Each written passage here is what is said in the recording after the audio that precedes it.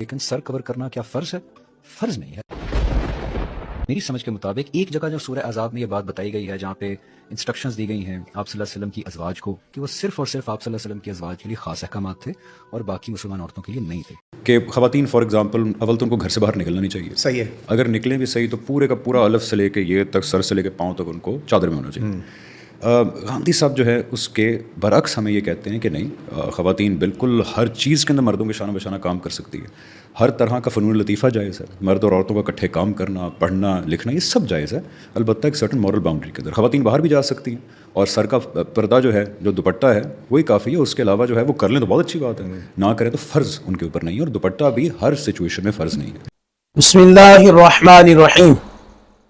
ناظرین و سامعین، کلپ آپ نے سماعت فرما لیا ہے، اس پہ تفصیل سے بات بھی ہو سکتی ہے کیونکہ قرآن مجید اور احادیث اس پر بہت ساری تفصیل سے ابحاث موجود ہیں، اس پر ہم مختصر سی بات کریں گے انشاءاللہ۔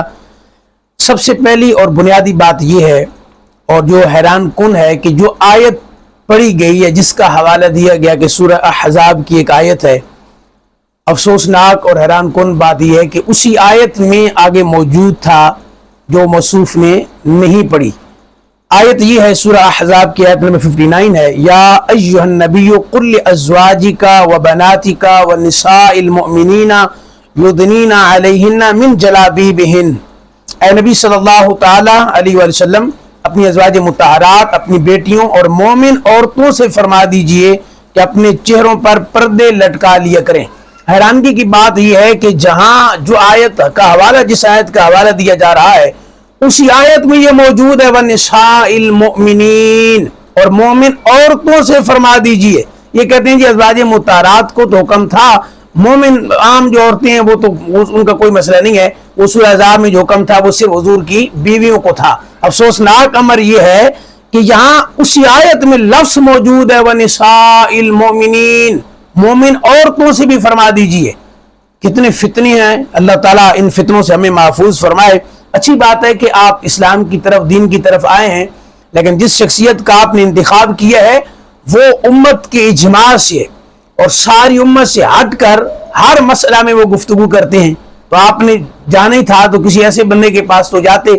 خیر، تو یہ ناظرین اور سامعین ماشاءاللہ اس بات کو اچھی طرح سمجھتے ہیں کہ صراحتاً آیت کا انکار کیا گیا، صراحتاً، اس میں کوئی ایسی بات نہیں ہے کہ جی مفسرین کی بات تھی، محدثین نے شرح میں لکھا، یہ تو آیت میں موجود ہے، قرآن کی آیت۔ دوسری بات، جو دوسرا پوائنٹ ہے وہ یہ ہے کہ جب بھی آپ گاندھی صاحب کو سنیں گے وہ ہمیشہ یہ بات کرتے ہوئے آپ کو نظر آئیں گے کہ جی علماء لاجک پہ بات نہیں کرتے، علماء ریزن کو نہیں بیان کرتے، تعویلات کو پیش نہیں کرتے، ہمیشہ لاجک پہ بات کرنی چاہیے، حکمت پہ بات کرنی چاہیے۔ تو اب یہاں آپ لاجک کو کیوں بھول گئے ہیں؟ آپ یہاں اپنی حکمت کو کیوں چھوڑ دی ہے کہ بھئی ایک چیز واضح موجود ہے، آپ کہہ رہے ہیں جی عورت پردہ کرے، ازواج مطہرات کو حکم تھا، عام عورتوں کو نہیں ہے، تو بھئی لاجک کیا ہے؟ ازواج مطہرات جو تقوی کے مقام پہ فائز تھیں، نبی کی ازواج ہیں، اگر ان کو پردے کا حکم ہے تو لاجک تو یہ ہے کہ اور عام عورتوں کو زیادہ حکم ہوگا پردہ کرنے کا، یعنی جن کا مقام اور مرتبہ اتنا بلند ہے ان کو حکم دیا جا رہا ہے۔ جہاں فتنہ نہیں تھا وہاں کہا کہ آپ پردہ کریں، تو یہاں عورتوں کو کیوں نہیں کہا جائے گا جہاں فتنہ ہے؟ تو آپ ویسے تو لاجک کی بات کرتے ہیں، آج لاجک آپ گھر چھوڑ آئے تھے۔ دوسری بات جو اس سے بھی عام ترین ہے، میں حیران ہوتا ہوں کہ ایسا کیسے پاسبل ہے۔ وہ کہتے ہیں جی چہرہ جو ہے وہ شامل نہیں ہے، ٹھیک ہے اوپر دوپٹہ کر لیں، چہرے کی کوئی ضرورت نہیں ہے۔ اب اللہ کے بندو، یہ جو چہرہ ہے ویسے تو سر سے پاؤں تک تمام اعضاء کا پردہ ہے، لیکن خصوصاً چہرہ ہی کا پردہ ہے، اس لیے کہ باعث کشش اور ذریعہ فتنہ عورت کا چہرہ ہی تو ہے۔ بھائی لاجک اگر آپ بیان کرتے ہیں تو عورت کے باقی جسم پر تو پہلے ہی اس کا کپڑا ہے، وہ تو پہلے ہی ڈھکا ہوا ہے، جو ظاہر ہے وہ عورت کا چہرہ تو ظاہر ہے، تو پردہ جب کیا جائے گا تو عورت اپنے چہرے کا ہی پردہ کرے گی نا۔ لاجک پتہ نہیں کہاں چلی جاتی ہے۔ پھر آپ آئیے ذرا، ویسے تو میں نے عرض کیا نا کہ اس میں بہت ساری احادیث ہیں، میں نے صرف دو آپ کے سامنے پیش کر دیتا ہوں۔ سنن ابو داؤد شریف کے اندر یہ واضح حدیث موجود ہے، کیونکہ بعض لوگوں کا یہ خیال ہے کہ ازواج مطہرات کو حکم تھا، عام عورتوں کو نہیں ہے۔ حضرت عائشہ فرماتی ہیں کہ حج کے دوران قافلے ہمارے پاس سے گزرتے تھے اور ہم اللہ کے رسول کے ساتھ حالت احرام میں ہوتی تھیں، بس جب وہ ہمارے پاس سے گزرتے تو ہم اپنے جلباب اپنے سر سے اپنے چہرے پر لٹکا لیتی تھیں، اور جب وہ قافلے آگے گزر جاتے تو ہم اپنے چہرے کو کھول دیتی تھی۔ سنن ابو داؤد کے اندر 1833 نمبر یہ حدیث ہے۔ اب اس میں یہ نہیں الفاظ حضرت عائشہ فرما رہی ہیں کہ صرف میں جو ہے وہ چادر لٹکا لیتی تھی، فرماتی ہم عورتیں، یعنی اس سفر میں جتنی بھی عورتیں تھیں سب کا انہوں نے کہا۔ پھر صحیح بخاری شریف کی آپ حدیث دیکھیے، میں حیران ہوتا ہوں کہ صریح حدیث اور آیات موجود ہوتے ہوئے ایسا کوئی کیسے کر سکتا ہے۔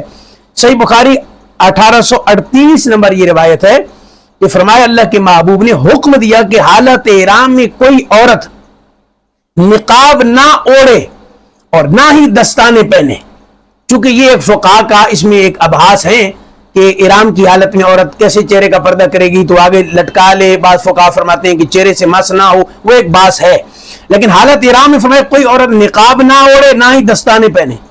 صحیح بخاری کی حدیث۔ اس سے کیا پتہ چلا؟ اگر حضور منع فرما رہے ہیں کہ حالت احرام میں یہ نہ کریں، اس کا مطلب ہے حالت احرام میں جب وہ نہیں ہوتی تھی تو وہ دستانے بھی پہنتی تھیں اور نقاب بھی اوڑھتی تھیں، اس لیے تو سرکار منع فرما رہے ہیں کہ حالت احرام میں یہ نہ کریں۔ ازواج مطہرات کے علاوہ یہ سب عورتوں کو کم ہے۔ تو خدا کے لیے دین ایسے بندوں سے لیں کہ جنہیں دین کا علم ہو، آیات واضح موجود ہوں، احادیث موجود ہوں، اور صراحت کے ساتھ ان کا انکار کر دیا جائے، لوجک اور ہر چیز کو پیچھے چھوڑ دیا جائے۔ تو دین ایسے لوگوں سے لیں جنہیں دین کا علم ہو۔ اللہ تعالی ہمیں فتنوں سے بچنے کی توفیق عطا فرمائے۔